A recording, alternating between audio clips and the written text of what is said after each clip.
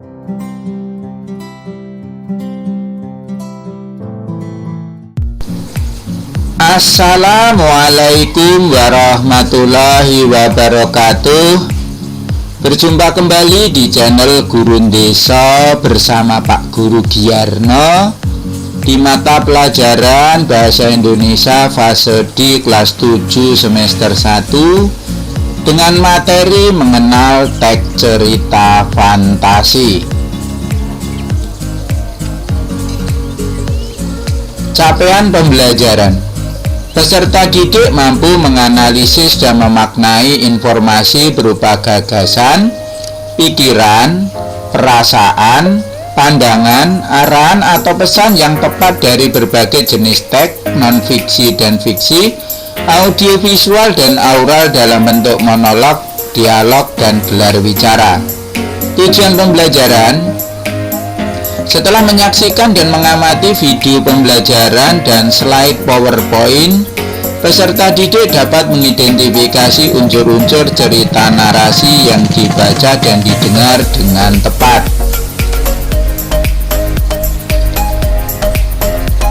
Pengertian cerita fantasi. Cerita fantasi adalah cerita fiksi bergenre fantasi atau dunia imajinatif yang diciptakan penulis.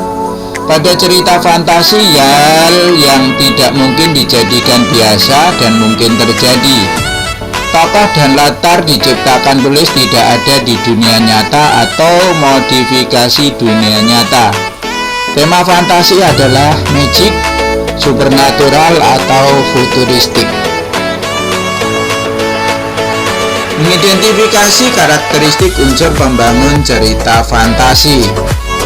Cerita yang ada dalam teks cerita fantasi biasanya tidak memiliki batasan realita. Tema yang biasanya digunakan adalah dalam cerita ini adalah hal-hal yang bersifat supranatural, mistik maupun futuristik. Untuk pembangun cerita fantasi, antara lain ide cerita terbuka terhadap daya khayal penulis, menggunakan berbagai latar, lintas ruang dan waktu, tokoh unik, memiliki kesaktian, bersifat fiksi, dan bahasa. Mengidentifikasi jenis cerita fantasi. A. Berdasarkan kesesuaian isi dengan kehidupan yang nyata. Itu ada cerita fantasi total, ada cerita fantasi irisan. Kemudian berdasarkan latar cerita, itu ada cerita fantasi sezaman dan cerita fantasi lintas waktu. Ciri teks cerita fantasi.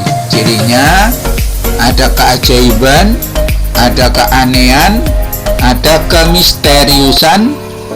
Ide cerita terbuka terhadap daya khayal penulis, tidak dibatasi oleh realitas atau kehidupan nyata, menggunakan berbagai latar atau lintas ruang dan waktu. Unsur cerita fantasi. Ada keajaiban, keanehan, dan kemisteriusan.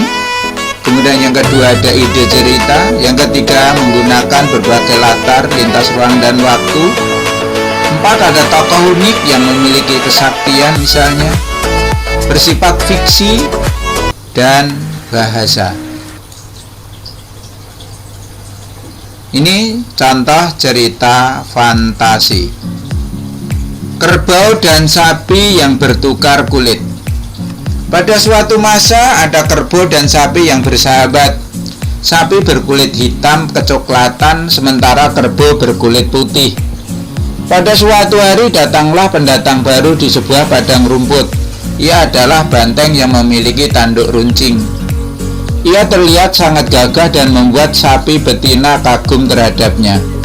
Kabar adanya banteng gagah tersebut tersebar dengan sangat cepat. Ia pun menjadi primadona. Sapi jantan yang warnanya hitam kecoklatan tak begitu peduli. Namun si kerbau justru merasa iri dan cemburu kepada banteng tersebut. Ia berkata, Apa sih hebatnya dia? Aku juga mempunyai tanduk yang besar dan runcing, badan juga gagah, cuma hanya berbeda warna kulit saja. Seandainya kulitku hitam, aku pasti lebih gagah dibandingkan banteng itu. Ia pun memiliki ide untuk mengubah warna kulitnya, dan ia pun mendatangi sapi yang tengah berendam di sungai. Kerbau merayu sapi agar ia mau bertukar kulit. Namun sapi tetap enggan karena ia bersyukur dengan nikmat Tuhan. Kerbau tetap saja membujuk sapi memohon atas nama persahabatan. Sapi pun akhirnya kasihan dan bersedia tukar warna kulit. Namun, sapi memberi isyarat bahwa sesudah bertukar, kerbau harus bersyukur dengan apa yang dimiliki. Tanpa berpikir panjang, kerbau akhirnya menyanggupi. Akhirnya mereka bertukar kulit. Namun ternyata kulit si sapi terlalu kecil dan sempit untuk kerbau yang besar, sehingga pakaiannya terasa sesak. Sementara kulit kerbau yang dipakai oleh sapi kebesaran. Lantaran merasa kurang nyaman dengan kulitnya tersebut, kerbau kembali mengajak sapi bertukar. Namun sapi tidak mau. Akhirnya kerbau merengek kepada sapi untuk minta bertukar kulit dimanapun mereka bertemu. Namun tetap saja sapi tidak mau bertukar. Akhirnya sang kerbau menyesal karena sudah tidak mensyukuri apa yang ia dapatkan dari Tuhan, padahal itu adalah yang terbaik untuknya. Demikian tadi mengenal teks cerita fantasi. Mudah-mudahan anak-anakku semuanya mampu dan mudah untuk memahaminya. Akhirul kalam, wabillahi taufik wal hidayah. Assalamualaikum warahmatullahi wabarakatuh.